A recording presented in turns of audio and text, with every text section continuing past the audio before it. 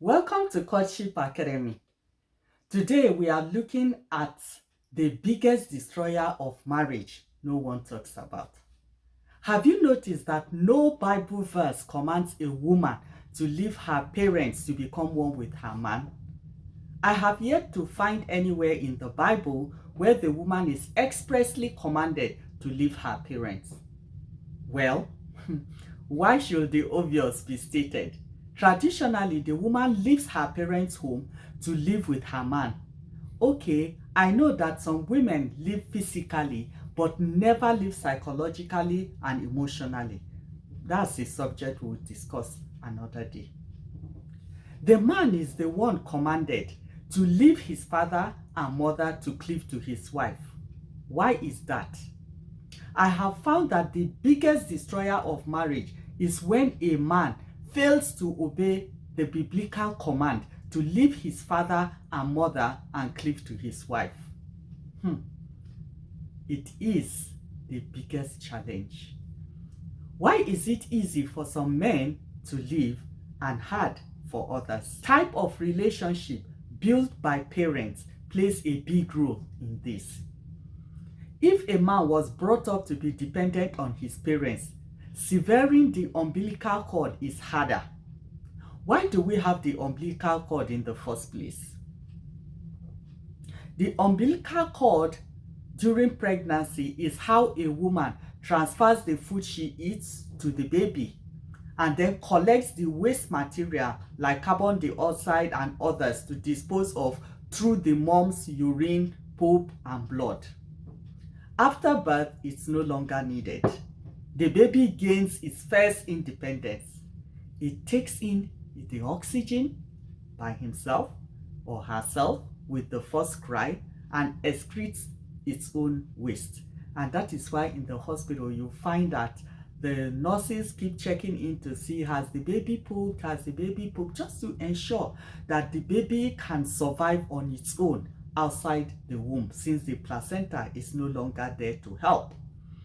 So the cord is cut, it dries up and falls off, leaving a stump we call the belly button. From there, the second but invisible umbilical cord begins to grow, and this is through how the child is cared for. Men, like women, are affected by the environment they grow up in. Are you shocked to hear of a second umbilical cord? Don't be. I will explain soon. But the challenge is that some parents never sever the second umbilical cord. This inability to sever this invisible umbilical cord with his family is the genesis of the havoc that erodes most marriages.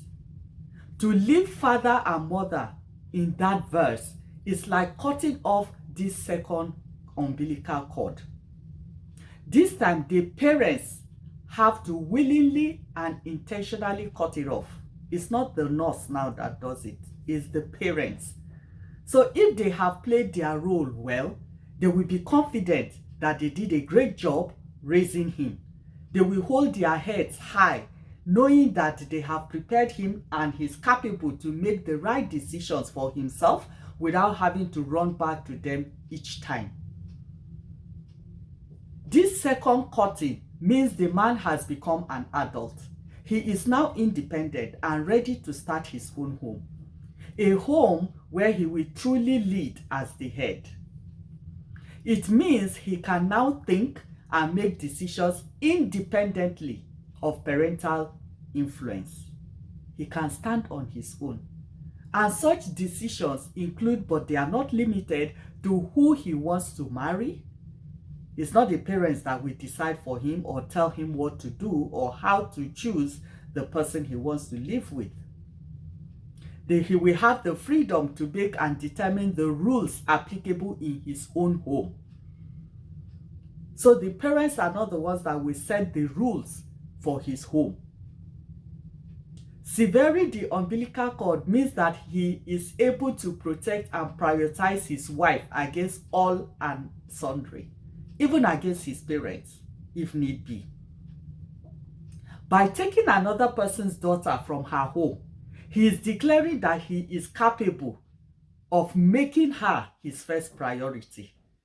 Severing this umbilical cord, this second umbilical cord, means the parents will not create any situation that will make their parent and their son have to decide between his wife and them, like who to side against the other.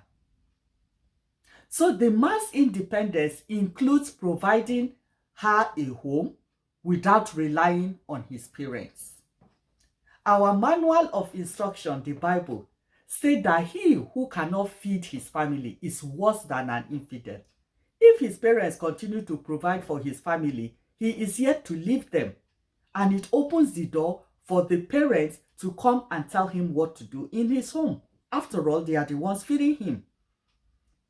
So, severing this umbilical cord also shows that he takes and regards his wife as himself. They are now joined at the hip. And when I say join, we're talking of cleave. And cleave means glue. That means the parents have to accord the wife the same respect they accord him. The readiness to stand together as one united team against all. That is what being a man and having independence means. They look out for each other, the husband and wife, and resist all external intrusion into their marriage. That's what it really means for a man to leave his father and mother and to cleave to his wife. When a man truly leaves, he doesn't instruct his wife to be like, oh, do as my parents or family says, period. Stay with my parents and cater for them. Allow my mother do as she pleases when she visits us. Take what my parents say as the final word because I have discussed it with them and they feel it's better to do it that way. Nor should he rely on his parents to decide which of her actions should earn her a divorce. Like, okay, she has done this and the father says, okay, you have to throw her out, and he obeys. All these show that the second umbilical cord is still raw and pulsating. It has not been cut. How much more dry? Without the man living, there can't be a cleaving or one flesh. Because it's that living that provides the glue for the cleaving. So bros, if you cannot leave your father and mother and cleave to your wife, why do you want to marry? Marriage may not be for you. Men, particularly men of faith, please wake up. Obey your manual of life, and that's the Bible. Christ says, if you love me, keep my commandments. Leave your father and mother and cleave to your wife, that you two may become one flesh. It's one of the commandments.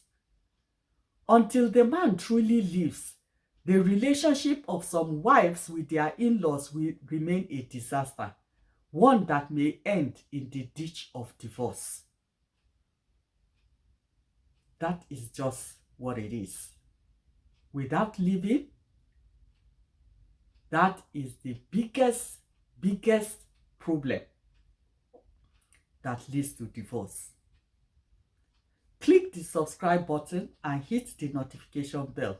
You don't want to miss any important topics that will help you build your dream marriage.